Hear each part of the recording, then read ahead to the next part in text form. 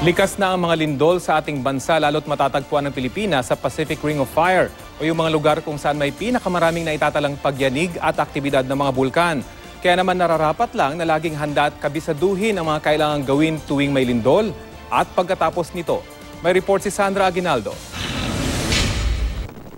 Matapos ang lindol sa Surigao, muling nagpaalala ang Philippine Institute of Volcanology and Seismology of PHIVOLCS na kailangan paghandaan ang pagtama ng malakas na lindol. Gaya ng laging sinasabi ng PHIVOLCS, duck, cover and hold o magtago sa ilalim ng matibay na lamesa. Hawakan ito para maprotektahan ang inyong sarili.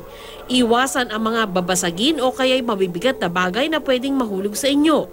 Kung nasa labas naman ng bahay, lumayo sa mga puno o poste na pwedeng matumba o kaya'y sa lupang maaaring gumuho. Payo naman ng volunteer rescuer na si Zuz Ruiz, dapat pag-usapan ng buong pamilya kung ano ang gagawin sakaling malawak ang pinsala ng lindol at naputulan linya ng komunikasyon. Alam na kung saan dapat makikita, meron kayong time frame for that. Kami kasi is last recourse yung aalis kami sa bahay. Unless otherwise na mag-collapse itong tinutuluyan namin, meron kaming nakaplano ulit. Ang pamilya Santos halimbawa, may nakareserbang pagkain at tubig. Nakaredy rin ang kanilang mga go bag na may lamang first aid supplies at bisan. Pagkakaroon natin ng sapat na imbak na pagkain at tubig, yan po yung basics na laman ng ating mga survival kits, no? Tubig at pagkain at least for the next 3 to 5 days para hindi tayo taasa sa mga relief services. Matapos ang lindol, sabi ng PHIVOLCS, hindi lang aftershock ang pwedeng maranasan. Kung ang lugar na naapektuhan ng lindol ay lumambot o lalong-lalo na kung nagkaroon ng mga crack sa slopes, sa dalisdis, ito'y tension crack, bumubuka po yan, sign po yan ng initiation ng landslide. Pagsisimula ng landslide, na naghihintay lamang ng isa pang malakas na earthquake o di kaya tuloy-tuloy na pagulan. Dahil sa lindol sa Surigao, muling pinaalala ng PHIVOLCS na hinog na sa panahon ang West Valley Fault para sa isang malakas na lindol na pwedeng makaapekto sa Metro Manila at karatig probinsya.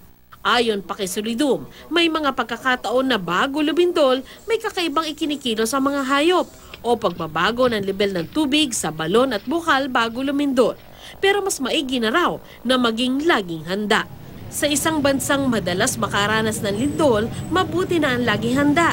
Ilang malalakas na lindol na rin ang nagdaan at sumubok sa tatag ng ating bansa sa mga nakalipas na taon. Tulad ng magnitude 7.8 na lindol na tumama noong July 16, 1990. Halos buong Luzon ang nakaramdam nito. 13 lungsod at mahigit 200 bayan ang apektado sa 23 lalawigan. Isa sa mga pinakanapuruhan ang Baguio City.